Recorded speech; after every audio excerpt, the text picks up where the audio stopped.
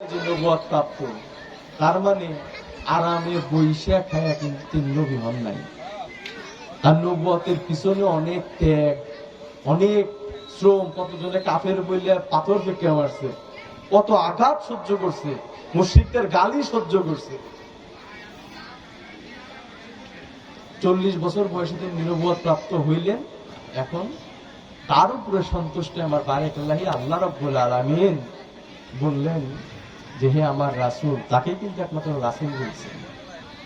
আল কোরআনে বিভিন্ন নবীদের কথা উল্লেখ আছে, কিন্তু এত প্রেমময় ডাক কিন্তু আমার হুজুর পাক সাল্লাল্লাহু আলাইহি ওয়াসাল্লাম কি দিয়েছে, ওই আমার দোস্ত বন্ধু বলে তারে স্বীকার করা হয়েছে যে আমি তোমার সাথে মেরাজ করতে চাই। তিনি মেরাজে গেলেন, যাওয়ার পরে তিনি বলতেছেন যে আমি তো কঠোর সাধনার মাধ্যমে হেরা গুহায় 15 বছর 1 মাস 19 দিন ধ্যান সাধনা করার পর আপনার মেরাজ লাভ করলাম। আমার পাপী তাপী উম্মতেরা কিভাবে আপনার দর্শন, আপনার মেরাজ লাভ করবে? তখন আসলে কি আসসালাতুল মিরাজুল মুমিন, অর্থাৎ সালাতের মাধ্যমে মুমিন বান্দার মেরাজ হবে। সালাতের মাধ্যমে মুমিন বান্দার মেরাজ হবে। এজন্যই আল কোরআনে 82 জায়গায় আল্লাহ পাক সালাতের ইঙ্গিত দিচ্ছেন যে তোমরা সালাত কায়েম করো।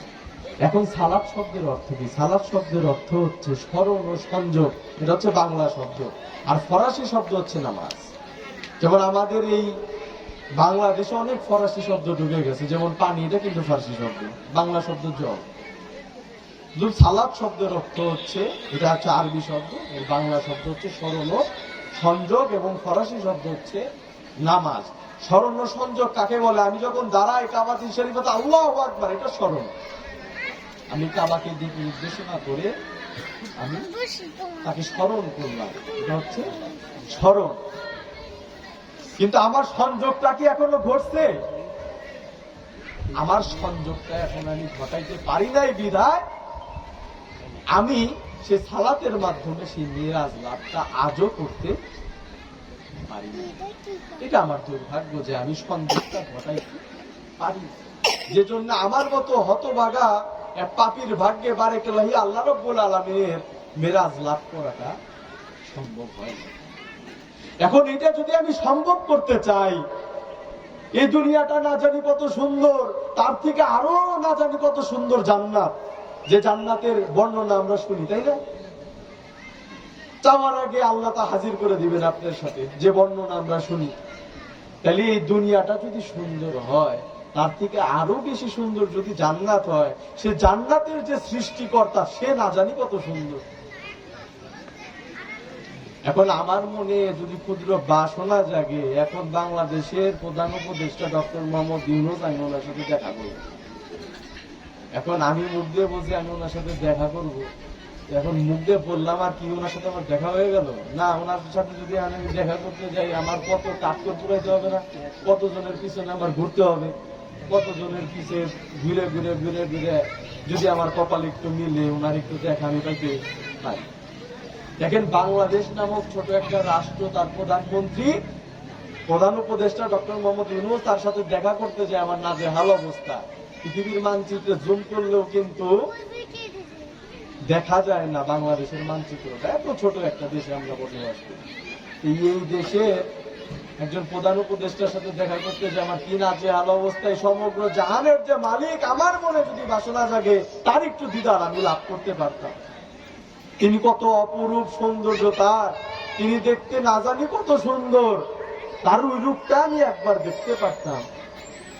তাইলে আমার কত কঠোর সাধনার মধ্যে ডুব দিতে হবে। কিন্তু দেখেন, আমার দিনের নবী হযরত মুহাম্মদ সাল্লাল্লাহু আলাইহি ওয়াসাল্লাম আমাদের জন্য কত সোজা করে দিয়েছেন যে না, তোমার হেরা গুহায় 15 বছর 1 মাস 19 দিন ধ্যান করার প্রয়োজন নাই, তোমার আমি আরো সহজ করে দিলাম। আসসালাতুল মিরাজুল মুমিনিন, তুমি সালাতের মাধ্যমে মিরাজ লাভ করতে পারবা। কিন্তু আমি কোন সালাত আদায় করলাম? আমি শুধু কাবাতুল শরীফে আল্লাহু আকবার বলে গেলাম, সংযোগ আমি ঘটাইতে পারলাম না। এর জন্য প্রত্যেকটা মুসলমানের একজন মেন্টর প্রয়োজন হয়, যার কাছে সেই দিক নির্দেশনা সে শিখতে পারবে, যার সান্নিধ্যে সে বারেকাল্লাহি আল্লাহ রাব্বুল আলামিনের মিরাজ সে লাভ করতে পারবে। এই জন্য এই পৃথিবীতে যত ওলিয়া উলিয়াগণ ছিলেন এবং আছেন, প্রত্যেকেরই কিন্তু একজন করে মেন্টর আর একটা দিক যদি আমি বলতে চাই, আমার হুজুর পাক সাল্লাল্লাহু আলাইহি সাল্লাম বিদায় হজ, তার জীবনের শেষ হজ শেষ করে আসার পরে গাজীর খুম নামক জায়গায়, খুম মানে জলাশয়, সে জলাশয়ের সামনে দাঁড়িয়ে ১.৫ লক্ষ সাহাবীর সামনে উটের মঞ্চ তৈরি করে সে মঞ্চে সে দাঁড়িয়ে হযরত আলীর হাত উঁচু করে বলেছিল, মান কুনতুম মাওলা ফাযা আলিউন মাওলা, অর্থাৎ আমি যার মাওলা আমার আলীও তার মাওলা। ১.৫ লক্ষ সাহাবীর সামনে বলেছিলেন। সেখানে উপস্থিত ছিলেন হযরত আবু বকর রাদিয়াল্লাহু তাআলা আনহু, হযরত উমর রাদিয়াল্লাহু তাআলা আনহু, অনেক অসংখ্য সাহাবী ছিলেন এবং প্রত্যেকে সেদিন স্বীকৃতি দিয়েছিলেন, ইয়া আলী ইয়া আকিল্লাহ। হুজুর পাক সাল্লাল্লাহু আলাইহি ওয়াসাল্লাম সেদিন দাঁড়িয়ে বলেছিলেন, আমি চলে যাওয়ার পর ইসলামে ৭৩টা দল হবে, তোমরা আমার যারা প্রেমিক, আমাকে যারা ভালোবাসো, তোমরা আলীর নিকট অগ্রসর হয়েও। সে হকই হকের পথ, ওর পথই হকের পথ, আর সব বাতিল। কেন বলেছিলেন? কারণ হুজুর পাক সাল্লাল্লাহু আলাইহি ওয়াসাল্লাম আমাদের অবস্থা জানতেন, তিনি ভবিষ্যৎ জানতেন, তিনি গায়েব জানতেন, কিন্তু আফসোস এসব কথা আমাদের সমাজে প্রচলিত না, এসব কথা আমাদের সমাজে বলা হয় না। অনেক মাযহাবের লোকজন গাদিরে খুমকেও স্বীকৃতি দেয় না, কিন্তু এই গাদিরে খুম এই ইতিহাস বিভিন্ন হাদিসে বর্ণনা। কেন বললেন? দেখেন, আমরা এখানে যারা আছি বিভিন্ন এক একজন এক এক মাযহাবের অনুসারী হতে গেল, আমরা কিন্তু বিভিন্ন মাযহাবে চলে গেছি না? কেউ শায়েফি, কেউ হাম্বলি, কেউ মালিকি, কেউ শিয়া, কেউ সুন্নি, কেউ ওয়াহাবি নজদিরে ফলো করতেছে, কেউ কাদরি, কেউ চিশতি, কেউ আবার আছে আহলে হাদিস। এক একজন কিন্তু এক একটা মাযহাবের মধ্যে আমরা চলে গেছি। আবার নিয়ম কানুনও আলাদা হয়ে গেছে। কেউ তারাবি নামাজ পড়তেছে ৮ রাকাত, কেউ পড়তেছে ২০ রাকাত, আছে না? কেউ সম্মিলিত মোনাজাত করতেছে, কেউ করতেছে না। শিয়ারা আবার ওই ২ ওয়াক্ত নামাজ একসাথে পড়তেছে, আবার আজানের মধ্যে ব্যবধান আছে। তো দেখেন, আমরা কিন্তু এক মুহাম্মদের নিশান, আমার সকলের কিন্তু পেয়ারা হাবিব হযরত মুহাম্মদ সাল্লাল্লাহু আলাইহি সাল্লাম, তাই না? কিন্তু আমরা কিন্তু এক একটা দলে এক একজন চলে গেছি। চলে যাওয়ার পরে এখন আমি যে দলে আছি, সে দলে থাকা অবস্থায় অন্য দলের লোক দেখতে বলতেছি শালা জাহান্নামী, এভাবে বলতেছি, জাহান্নামী, কাফের, মুনাফিক। আবার ওই দলের লোক ওই দলে গেল, তাও বলতেছি। এখন আমরা যারা আমজনতা সাধারণ মানুষ আছি, এরা পড়ে গেছি বিপদে। ওই দলে গেলে কয় ও ভালো না, এই দলে গেলে কয় এ ভালো না। আমার মতো পাপি নরা দমে আমি কোন দলে যাব? আমার তো থাকতে হবে মুহাম্মদ ইসলামে। তাই হুজুর পাক সাল্লাল্লাহু আলাইহি সাল্লাম এটা মীমাংসা দিয়ে গেছিলেন যে আমি চলে যাওয়ার পরে ইসলামে ভাগ হবে। তোমরা যারা আমাকে ভালোবাসো, তোমরা যারা মুহাম্মদ ইসলামে থাকতে চাও, তোমরা আমার হযরত আলীর নিকট অগ্রসর হও। তার হাত উঁচু করে বলছিল, মান কুনতুম মাওলা ফাযা আলিউন মাওলা। তখন সকলে স্বীকৃতি দিয়েছিল, ইয়া আলী ইয়া হক ইল্লাল্লাহ। এখন আমার ভাবার বিষয়, সেই হযরত আলীর, তিনি যে চতুর্থ খলিফা হিসাবে আসলেন, কিভাবে আসলেন, কেন আসলেন, এবং তার সেই দেখানো হকের পথে আমি আছি কিনা। যদি আমি থাকি, তাহলে রাসূলুল্লাহ সাল্লাল্লাহু আলাইহি ওয়াসাল্লামের বাণীটা আমি নিজের মধ্যে ধারণ করতে পারবো এবং আমি হকের পথে থাকতে পারবো। এখানে হুজুর সাহেব আছে, আমি যদি ওনার সামনেও বলি, হাদিসে এইভাবে উল্লেখ করা আছে যে এই জাহান্নাম যে উদ্বোধন করবে, তাও কিন্তু আলেম ওলামাও কিন্তু তাদেরকে উদ্বোধন করবে। এক শ্রেণীর আলেম ওলামা দিয়েও কিন্তু জাহান্নাম উদ্বোধন করবে। এখন আমি কিভাবে বলবো আমি নিজে হক পথে আছি কিনা? আমি কি জান্নাতি না জাহান্নামী তো নিজেও জানি না। কেউ বলতে পারবেন আপনারা বুকে হাত দিয়ে আমি জান্নাতি? তাহলে আমি কিভাবে আর একজনকে জাহান্নামী ট্যাগ দিই? আমি নিজেই জান্নাতে যাবো কিনা আমি তো নিজেই জানি না। নিজের নিয়ে আমি হাই হতাশে আছি, আছে না? আমার নিজের খবরই নিজে নাই। তো কাজে আমরা সকলেই যেন সেই মোহাম্মদী ইসলামের ভিতরে থাকতে পারি, সকলেই যেন সেই এক ধর্মের নিশান, সেই এক মোহাম্মদী ইসলাম হুজুর পাক সাল্লাল্লাহু আলাইহি সাল্লামের আদর্শ এবং ভালোবাসা ভিতরে ধারণ করে রাখতে পারি। তো যেহেতু আল কোরআনে আহাজাবে আমাদের নির্দেশ করা হয়েছে, তোমরা যথাযথভাবে তার উপরে দুরূদ ও সালাম পাঠ করে আমরা সকলে দাঁড়িয়ে হুজুর পাক সাল্লাল্লাহু আলাইহি সাল্লামকে সালাম। সাল্লাল্লাহু আলা মুহাম্মাদ সাল্লাল্লাহু আলা সাল্লাল্লাহু আলা মুহাম্মাদ সাল্লাল্লাহু ইয়া নবী সালাম আলাইকা ইয়া রাসূল সালাম আলাইকা ইয়া হাবিব সালাম আলাইকা সালাম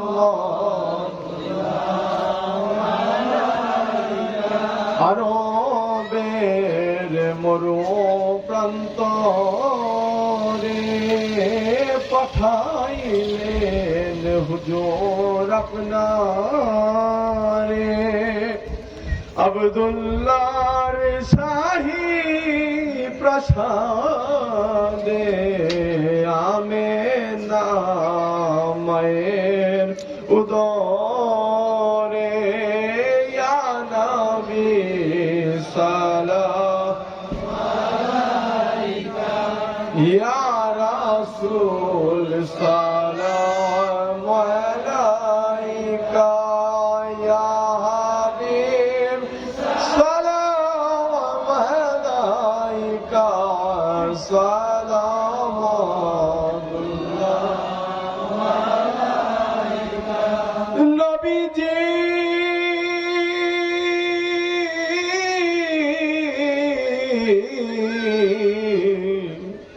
আমার মায়ার নবীজি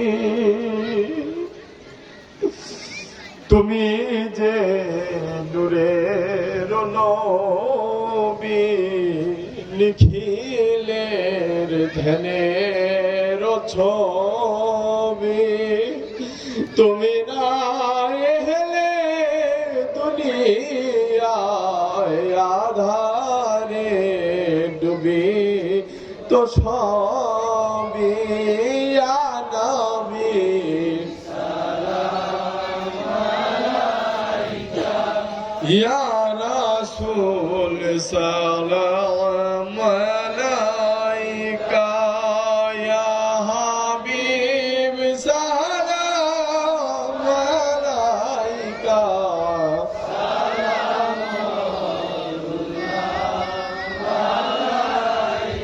নবী না হয়ে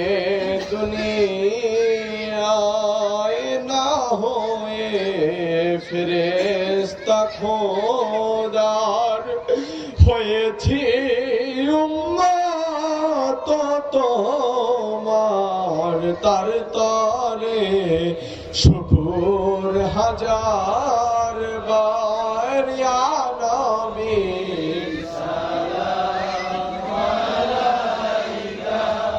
ইয়া রাসূল সালাম আলাইকা ইয়া হাবিব সালাম আলাইকা সালাম আলাইকা ইয়া নবী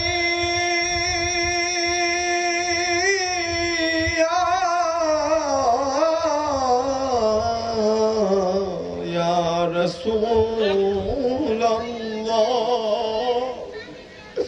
अर्शो का कबा मदीना अर्शो का कबा मदीना कबतुल काबा मदीना जन्नत का नक्शा मदीना या নবী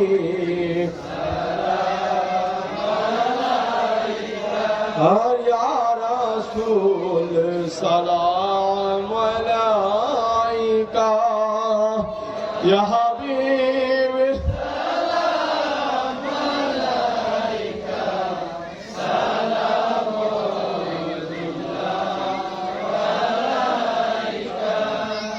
या नबी जी या नबी जी या नबी या नबी मायार नबी जी नबी जीर पिता अब्दुल्लाह नबी जीर मताया मेरा नबी जीर दुधवा हलीमा नबी जीर रौजा मदीना या नबी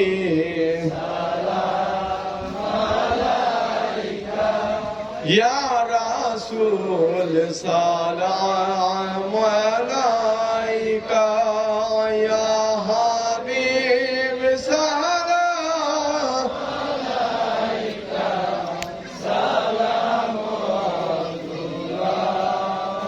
अलैका ओ गौसे पकेर उसीला कोरे रासूल डके अपना रे দেখা দেন প্রাণের নবীজি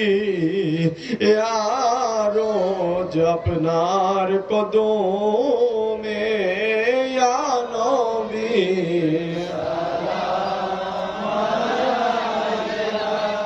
ইয়া রাসূল या हबीब सलाम अलैका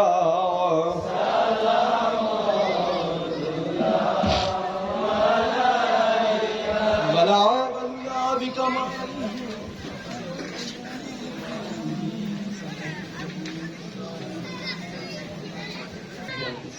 अस्सलातु वस्सलामु अलैका या मुबारक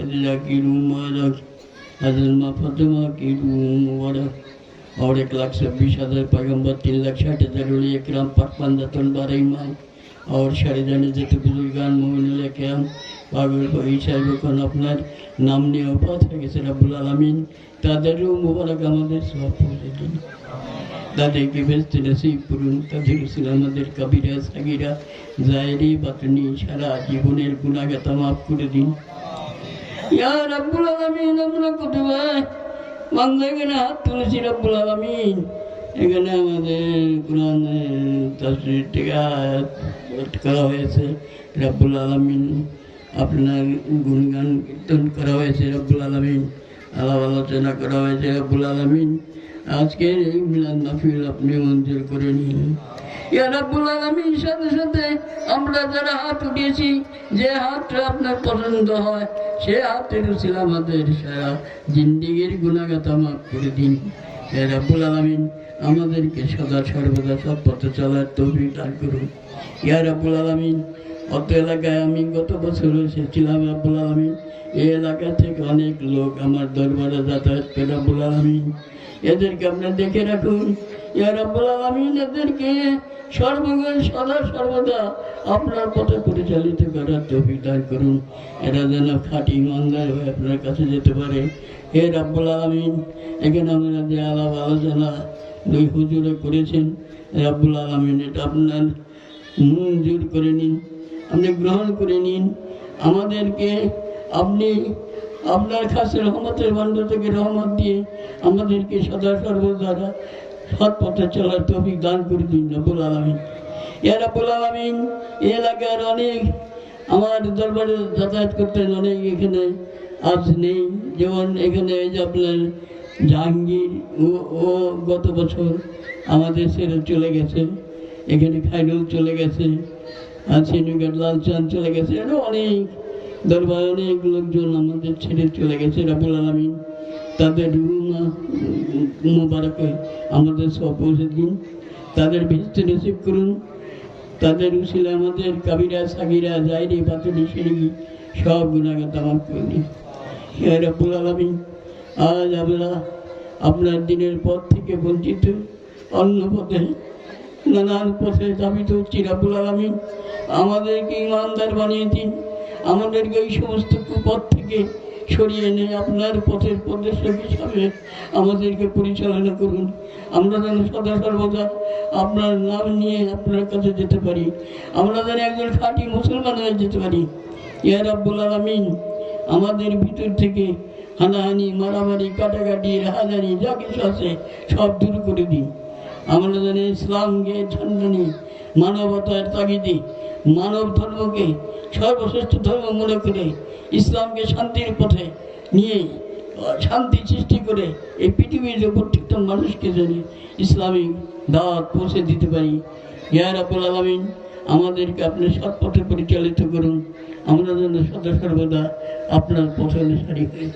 আল্লাহুম্মা বারিক আলা মুহাম্মাদ ওয়া আলা আলি মুহাম্মাদ কামা বারাকাতা আলা ইব্রাহিম ওয়া আলা আলি ইব্রাহিম ইন্নাকা হামিদুম মাজিদ। সুবহানাল্লাহ, আলহামদুলিল্লাহ, লা ইলাহা ইল্লাল্লাহ, আল্লাহু আকবার, লা হাওলা ওয়া লা কুওয়াতা ইল্লা বিল্লাহিল আলিয়্যিল আযীম। বিসমিল্লাহির রহমানির রহিম, মারসা ইন্নী রাব্বি লাগাফুরুর রহিম।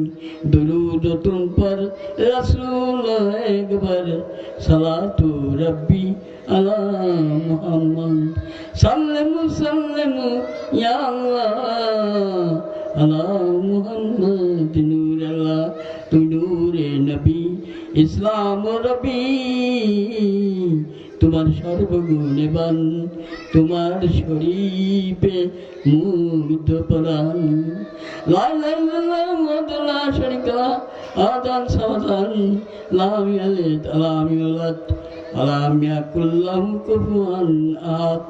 আখিরি কালেমা বাকলা ইলাহা ইল্লাল্লাহু মুহাম্মাদুর রাসূলুল্লাহ। আল্লাহ